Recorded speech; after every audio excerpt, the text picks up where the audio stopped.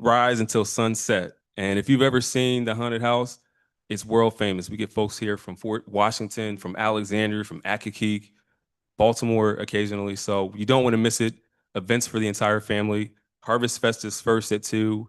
Then we've got Trunk or Treat with our police department, which begins at 6. And Haunted House starts at 7. We know we'll see you there. Ebenezer AME Church announced that they are providing resources and support for furloughed federal workers.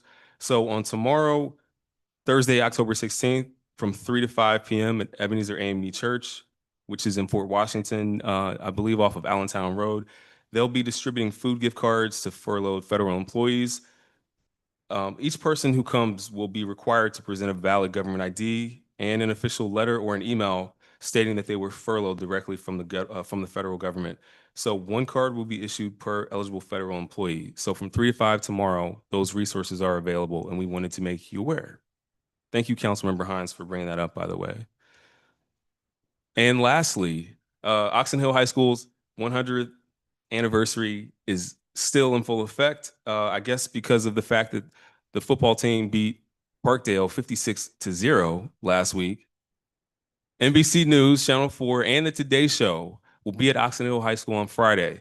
So they have sent out a clarion call. If you want to join Oxon Hill High School and show some of the black and green pride, the black and gold, Clipper pride, you can join them at the school field at 5:30 a.m. on Friday, October 17th at Oxon Hill High School. Now I'm going to issue a challenge. I'll be there. 5:30. 5:30. Well, I'll be there and invite those in the room tonight, those watching at home. If you're a parent, a family, or an alumni, we invite you to come out to highlight one of the great institutions in our community on Friday. All right, that concludes my report. Now we can get to the good stuff. Next, we'll move into public period. This is the period when residents or members of the public have 2 minutes to speak and address the mayor and council. We ask you state your name and your address if you'd like to do so. Is there anyone who wishes to speak during public period at this time?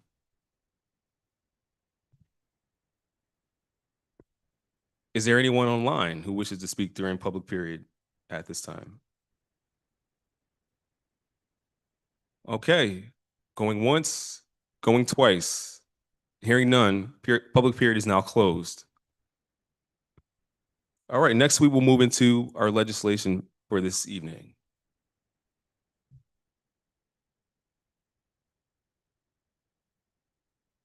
The first and only item of legislation for this evening is Resolution 54-25. This is a resolution of the mayor and council of the town of Forest Heights, Maryland, appointing David Ruffin as chief of police for the Forest Heights Police Department. I move that we adopt.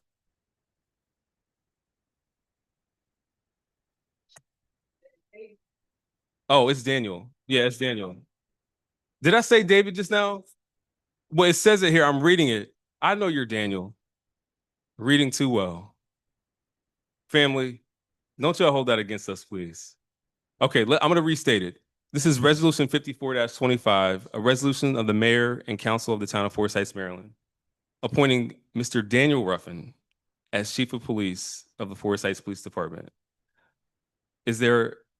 I move that we adopt Resolution 54-25. Second. It has been moved and seconded that we adopt Resolution 54-25. Discussion. So obviously we're going to make sure that our copy of the resolution has the correct name. So we'll offer up an amendment. But before we do that, I just want to say that tonight we're proud to appoint Mr. Ruffin as our chief of police, the next chief of police for the town of Forest Heights. Mr. Ruffin comes to us from the town of Mount Rainier in Prince George's County, and he's widely respected for his discipline, integrity, and ability to build strong, effective teams. From day one, he will bring operational readiness, a deep understanding of law enforcement best practices, and the leadership to strengthen collaboration between our departments and neighboring jurisdictions. This appointment in many ways is a full circle moment for our community. Mr. Ruffin once served right here on our patrol team in Forest Heights, walking our streets, engaging with our residents, and protecting this town with dedication and professionalism. Today, he returns to lead the very department where he served prior, bringing with him years of additional experience in municipal and regional law enforcement environments. In his current role, he also serves as an academy trainer for new police officers, where he prepares them to serve across the region with excellence.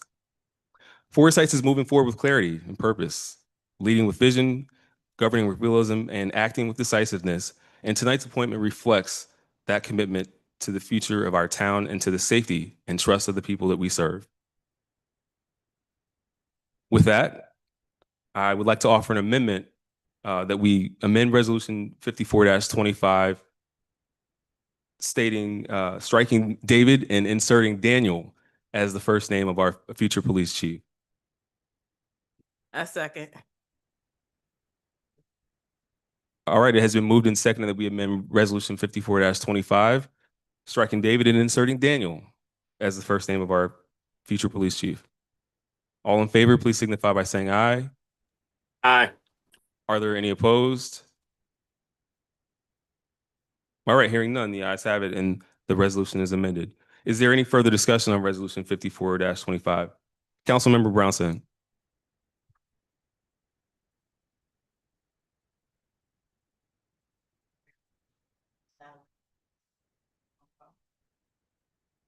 Well, actually, Mr. Jackson knows the line item. Do you have it ready, sir, or did you need some time to look it up?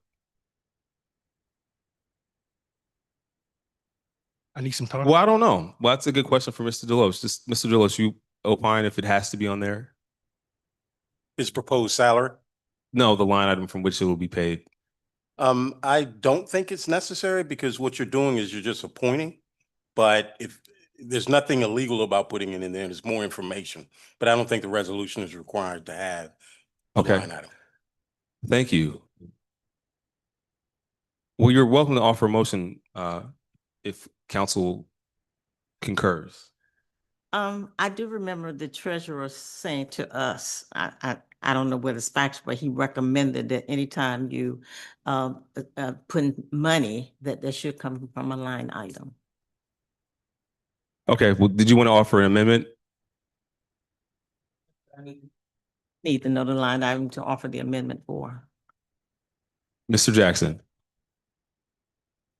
The public safety salaries line item, which is 9007-7001. So I make I would like to amend the agenda to add line item 9007-001 after the salary of this resolution. Is there a second? A second. All right, it has been moved and seconded that we amend Resolution 54-25, adding the line item 9001-7. What was that? 9007-7001. All in favor, please signify by saying aye. Are there any opposed? Okay, hearing none, the amendment is successful. I move that we adopt Resolution 54-25 as amended. I second. All right, it has been moved and seconded that we adopt Resolution 54-25 as amended. Madam Clerk, please call the roll.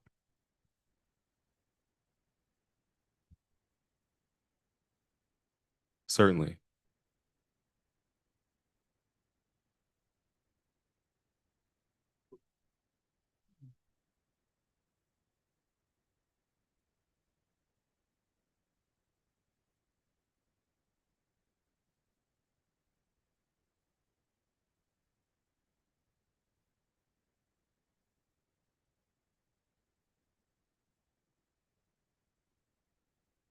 Councilmember Hines, Yes. Councilmember Kennedy, Councilmember Brownson, Yes. Councilmember Little, Yes. Councilmember McDonald, Yes. Councilmember Kennedy, Yes. Council President Noble, Yes. Mayor Lily. Yes. The vote is unanimous. The motion carries.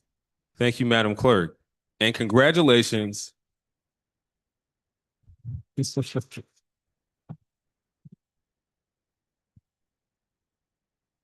Congratulations to our new Chief of Police, Chief Daniel Ruffin.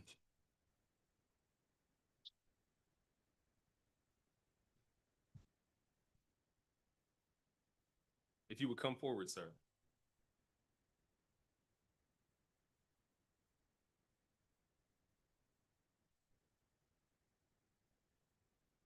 Now, who's going to hold the Bible for Chief Ruffin?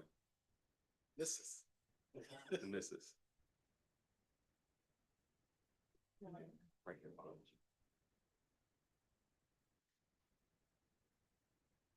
you. You ready? Yes, sir. I state your name. I, Daniel Ruffin, Do swear that I will support the Constitution of the United States do swear I will support the Constitution of the United States, and that I will be faithful and bear true allegiance to the state of Maryland.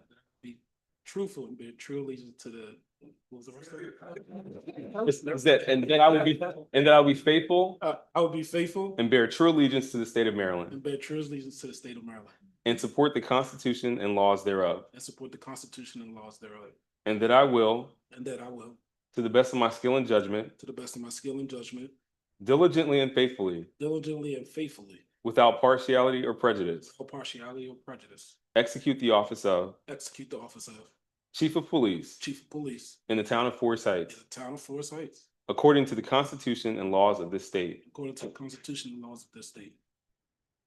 Congratulations.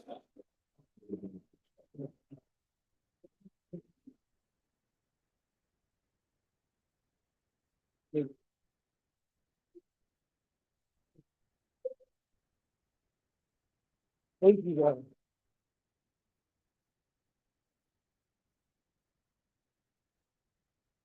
For those who are at home, you can't see this, but the room is full.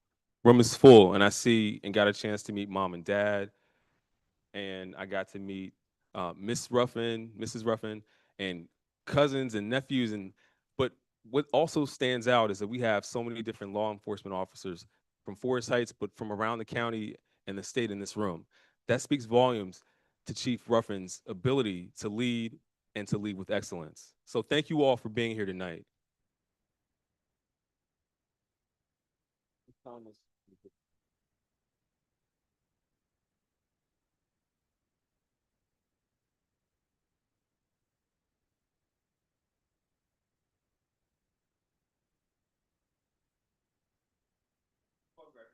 Council, want to come down?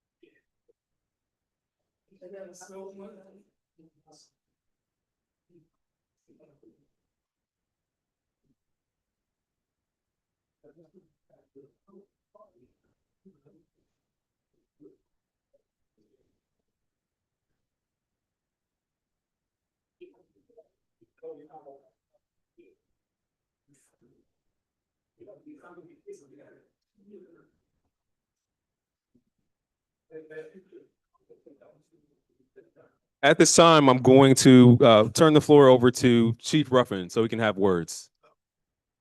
Well, I would like to thank the mayor, Mayor Lilly, the council, the town administrator, and everybody for showing up. And I am honored to be the next chief of police here at the town of Forest Heights. It's been something that I've dreamed of, something that I work for, and something that I take pride in. And I plan on leading with integrity, ethics, and leading a dynamic team of officers that are already here and continue to build on the legacy that they have.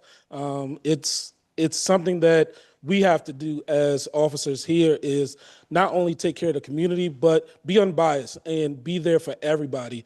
This is a community that I grew up in. My dad pastors right up the street, so I've been here he just celebrated 34 years at the church on Temple Hills Road. So I'm familiar with the area, I'm familiar with the town, and I'm familiar with what we have to do. And my job is to make sure that we continue to do it. And my job is to make sure we do it right and we do it fair for everybody. And to make sure that our officers are taken care of and that we can do whatever we can do to take care of the council, the mayor's vision, the town administration, and continue to lead this city to greatness and continue to be the best department in Prince George's County and actually in the world. So we're going to do it.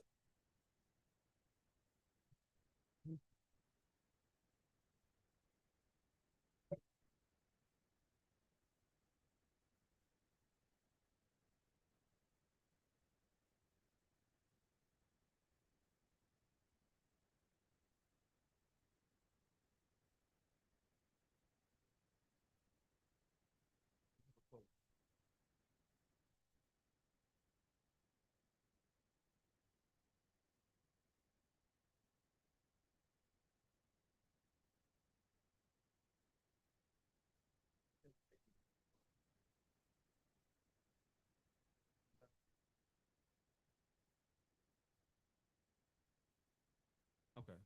All right, ladies and gentlemen, we're so happy to see everyone that's here. What we're going to do is move into our next item on the agenda. This is a closed session. Now, the way that a closed session works is mayor and council will discuss certain items privately, so we won't be able to have that part of the meeting open, but we are going to just break briefly before that, just to greet those who are here tonight and thank you for your time, for coming to celebrate with us. So I move that we go into closed session under the general provisions of Article subsection 3-305B for number 7, to consult with counsel to obtain legal advice. The topic that we expect to discuss is a specific matter of litigation, and the reason for the closed session is to discuss a specific matter of pending or potential litigation. Is there a second to go into closed session? I second. All right, it has been moved and seconded that we go into closed session under the general provisions of Article subsection 3-305 for reason 7. Madam Clerk, please call the roll.